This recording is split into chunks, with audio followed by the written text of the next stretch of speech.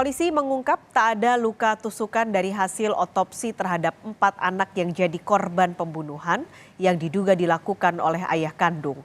Saat ini terduga pelaku masih belum bisa diperiksa karena kondisinya yang belum stabil pasca upaya bunuh diri.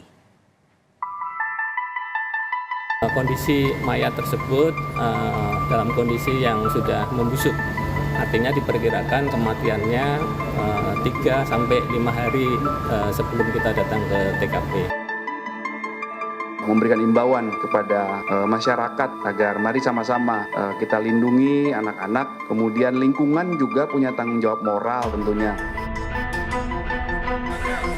Tim forensik Rumah Sakit Polri Kramat Jati, Jakarta Timur telah mengotopsi jenazah 4 anak yang tewas di Jagakarsa, Jakarta Selatan.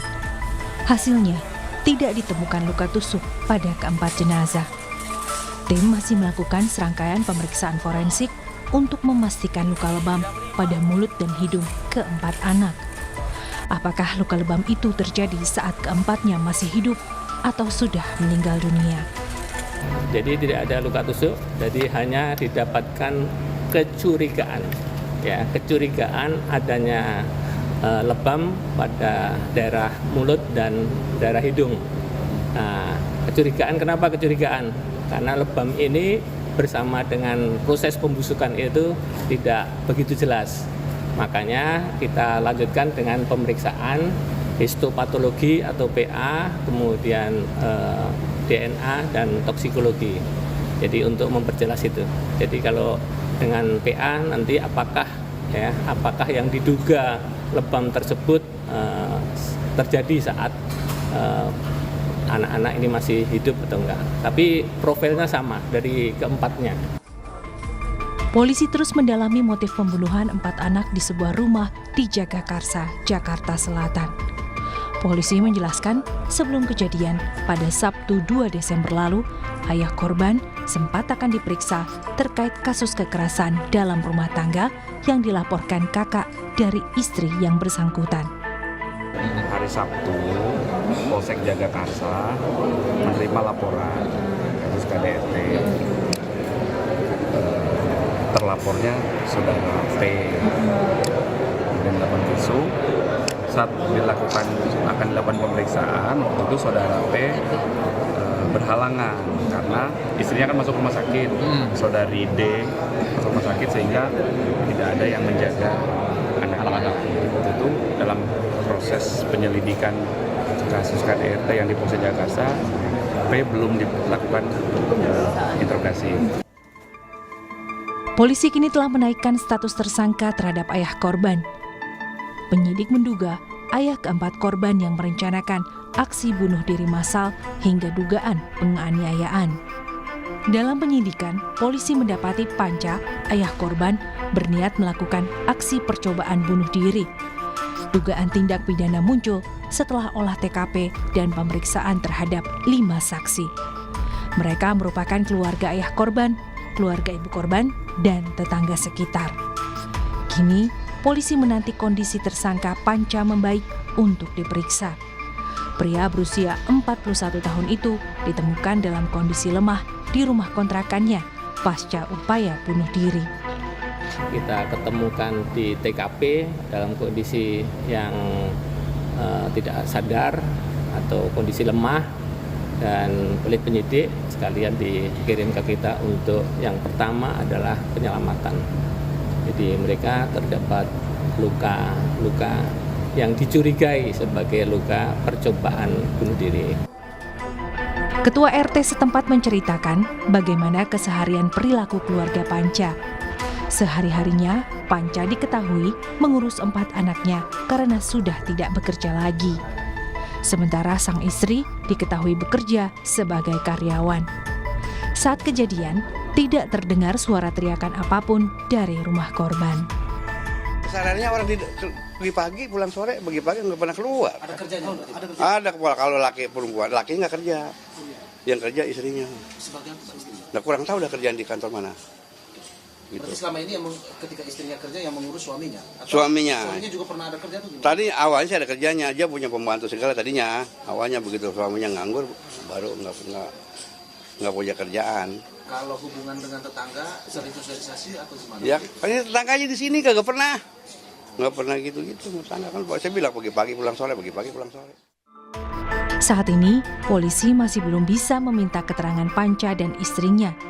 Tersangka Panca masih dirawat di RS Polri karena upaya bunuh diri yang dilakukannya. Sementara sang istri juga masih dirawat di RSUD Pasar Minggu, Jakarta Selatan terkait kasus dugaan KDRT. Tim Liputan, Kompas TV. Perkembangan terkini kita akan langsung tanyakan pada jurnalis Kompas TV Niputu Trisnanda yang saat ini sudah ada di TKP di Jagakarsa, Jakarta Selatan. Putu, sudah ada 5 orang saksi yang diperiksa polisi, jadi apakah sudah diketahui motif pembunuhan terhadap 4 anak ini? Selamat siang, Paskalis dan juga saudara. Sampai dengan saat ini memang motif atau penyebab asal muasal dari peristiwa yang terjadi di Jagakarsa, Jakarta Selatan ini memang belum diketahui secara pasti dan juga belum dirilis secara resmi oleh pihak penyidik, baik itu dari Polsek Jagakarsa ataupun juga dari Polres Jakarta Selatan. Karena sampai dengan saat ini yang terbaru adalah proses penyelidikan ini sudah naik ke taraf penyidikan, artinya ada dugaan tindak pidana meskipun sampai dengan saat ini belum ditetapkan tersangka, tetapi sudah ada terduga pelaku.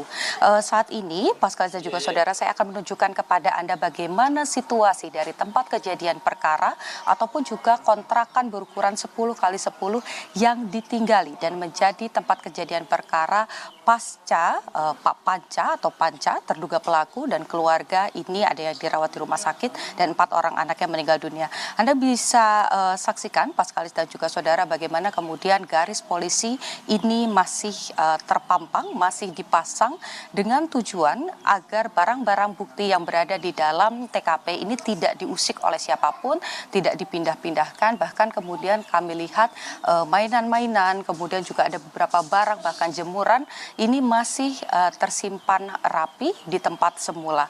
Anda bisa saksikan bagaimana kemudian barang-barang milik keluarga ini juga masih ditaruh di tempat yang sama. Dan saudara, kalau Anda kita tarik sedikit ke belakang, Paskalis dan juga saudara, awal mulanya penemuan dari 4 jenazah yang ada di dalam rumah ini bermula dari aroma tidak sedap, aroma menyengat yang tercium dari ventilasi yang ada di bagian atas. Jadi kalau tadi saya sempat berbincang dengan warga yang ada di area sini, memang ini merupakan ventilasi yang langsung terhubung dengan area kamar mandi, sehingga pada hari Rabu tepatnya ada aroma yang sangat menyengat tercium, kemudian juga ada mohon maaf lalat-lalat yang keluar dari ventilasi ini yang mengakibatkan warga ataupun juga tetangga ini melapor kepada Babinsa dan juga pihak kepolisian.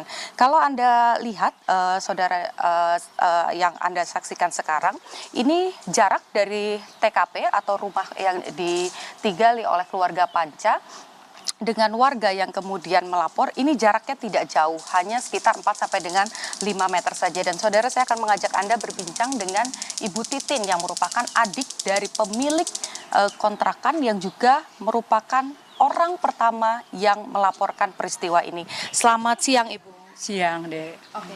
Ibu, bisa Anda ceritakan bagaimana, ini kan rumahnya dekat sekali ya, Bu ya. Sebelum kita bahas bagaimana peristiwa pada hari itu, bagaimana Ibu mengenal Pak Panca dan juga keluarganya? Kalau istrinya kan tertutup, Pak Pancanya aja yang suka keluar, itu aja emang istrinya tertutup, Neng. Kalau anaknya main ke sini, udah itu aja. Tapi sempat ada komunikasi atau berbincang dengan Pak Panca sehari-hari? Enggak, Pak Panca lewat nyapa doang gitu. Udah gitu doang, anaknya main di sini udah diambil, itu doang yang Ibu tahu. Tinggal di sini sudah berapa lama ya Pak? 1,5 tahun ada. Ibu, kita tarik sedikit ke depan, kita tahu bahwa peristiwa yang kemudian selain ditemukan jenazah, ada juga KDRT pada hari Rabu. Bagaimana saat itu Ibu menyaksikan peristiwa pada hari Rabu itu, Bu? Enggak, KDRT-nya hari Sabtu tanggal 2. Jadi pas ibu lagi di depan, lagi berdiri, adanya datang. Mau ngejemput kakaknya, emang dia yang nganterin pergi ke kantor. Lama kan nggak dibuka, dipanggil-panggil. Pas di pintunya didorong dah sama dia, itu lagi KDRT sama suaminya, Pak Panca. Nah pas itu udah dia tuh manggil ibu. Manggil ibunya dulu, suami istri datang. Baru ibunya manggil ibu, lah ibu masuk ke dalam. Pas dilihat ya udah lagi megangin perut istrinya di kursi panjang, megangin ininya pada bonyok gitu. Ada benjolan dah, udah gitu. Nah, tapi sebelumnya karena ini rumahnya juga sangat berdekatan, sering mendengar ada pertengkaran ataupun ribut-ribut dari dalam rumah?